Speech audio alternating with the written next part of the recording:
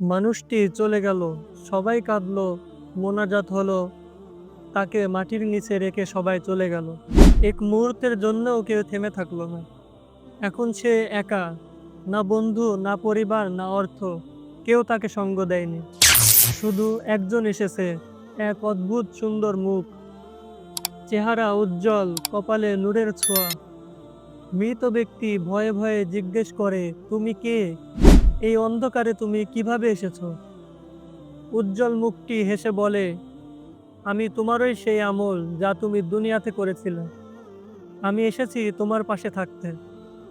হ্যাঁ, এই মুখ, এই আলো, এটিই সেই নামাজ, সেই রোজা, সেই কোরআন, যা আপনি গোপনে করতেন আল্লাহর জন্য। আর সেই একমাত্র সঙ্গী আপনাকে একা থাকতে দেবে না। আপনার জন্য কবর হয়ে উঠবে জান্নাতের বাগান। আর যদি কেউ ভুলে যায় আল্লাহ তাআলাকে, তাহলে কবরেও কেউ থাকবে না তার পাশে। নেই নামাজ, নেই কোরআন, নেই কোনো নেক আমল।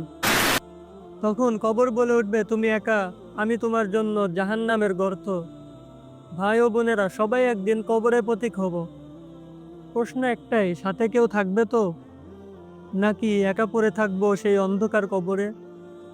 মৃত ব্যক্তিকে কবরে রেখে আসার পরে তার সঙ্গে তার আমলই যায়, এবং তার আমলই রূপ ধারণ করে তাকে সঙ্গ দেয়।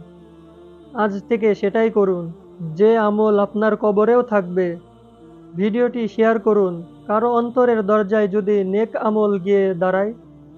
তো আজ এই পর্যন্তই, দেখা হচ্ছে নতুন কোনো ভিডিওতে। ততদিন সুস্থ থাকুন, ভালো থাকুন। আসসালামু আলাইকুম।